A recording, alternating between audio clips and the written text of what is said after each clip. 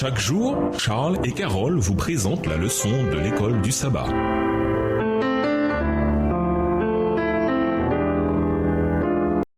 Dieu nous parle. Nous voilà à la leçon de mardi, la pensée du Christ. Certaines personnes croient qu'en changeant simplement d'environnement, l'individu sera transformé. Sans aucun doute, nous devons éviter les lieux et les situations qui nous exposeraient davantage à la tentation. Psaume 1, le verset 1, Proverbe 5, les versets 1 à 8. Mais seule la transformation de nos cœurs ou nos pensées peut résoudre notre problème avec la tentation et le péché. Christ a visé au cœur de cette question quand il a déclaré « Car c'est du dedans, du cœur des gens, que sortent les raisonnements mauvais, inconduite sexuelle, vol, meurtre, adultère, avidité, méchanceté, ruse, débauche, regard mauvais, calomnie, orgueil, déraison. » Marc 7, les versets 21 et 22. Cela signifie que nos pensées doivent être transformées pour que notre comportement change. Lisons les textes suivants. 1 Corinthiens 2, verset 16, Somme 24, versets 3 et 4, Romains 12, verset 2, Philippiens 4, verset 8 et Colossiens 3, verset 2. Que signifie avoir la pensée de Christ? 1 Corinthiens 2, le verset 16. Car qui a connu la pensée du Seigneur pour l'instruire? Or, nous avons la pensée de Christ. Somme 24, versets 3 et 4. Qui pourra monter à la montagne de l'Éternel? Qui s'élèvera jusqu'à son lieu saint? Celui qui a les mains innocentes et le cœur pur, celui qui ne livre pas son âme au mensonge et qui ne jure pas pour tromper. Romains 12, verset 2. Ne vous conformez pas au siècle présent, mais soyez transformés par le renouvellement de l'intelligence, afin que vous discerniez quelle est la volonté de Dieu, ce qui est bon, agréable et parfait. Philippiens 4, verset 8. Au reste, frères, que tout ce qui est vrai, tout ce qui est honorable, tout ce qui est juste, tout ce qui est pur, tout ce qui est aimable, tout ce qui mérite l'approbation, ce qui est vertueux et digne de louange soit l'objet de vos pensées. Colossiens 3, le verset 2. Affectionnez-vous aux choses d'en haut et non à celles qui sont sur la terre. Le Seigneur avait promis que sous la nouvelle alliance, il mettrait sa loi dans les pensées de son peuple et l'écrirait sur leur cœur. Jérémie 31, verset 31 à 34, référence à Hébreux 8, versets 8 à 10 et Hébreux 10, verset 16. Ce n'est pas une surprise ainsi que dans le sermon sur la montagne, Christ est élargi et approfondi la signification des commandements de Dieu en les appliquant aux pensées et aux intentions. Référence à Matthieu 5, versets 17 à 48. Ainsi, ce n'est que par la grâce transformatrice de Dieu que nous pouvons remporter la victoire. Alors, nous devrions réclamer cette promesse au sujet des pensées et des intentions pour mettre fin aux pensées pécheresses. Dans cette vie, cependant, peu importe notre fidélité, nous n'atteindrons jamais un état totalement dépourvu de péché. Mais si nous sommes en Christ, nous sommes pleinement couverts par sa justice. Bien que nous ne soyons pas encore parfaits, nous sommes considérés comme déjà parfaits en lui. Philippiens 3, les versets 12 à 15.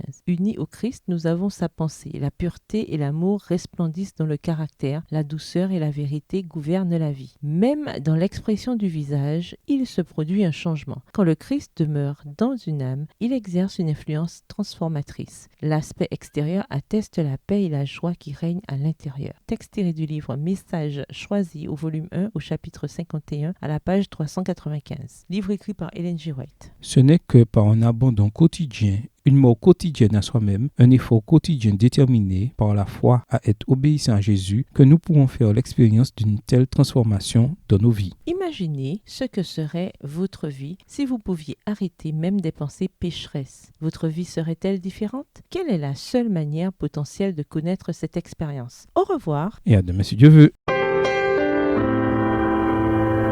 Dieu nous parle. Chaque jour, Charles et Carole vous présentent la leçon de l'école du sabbat.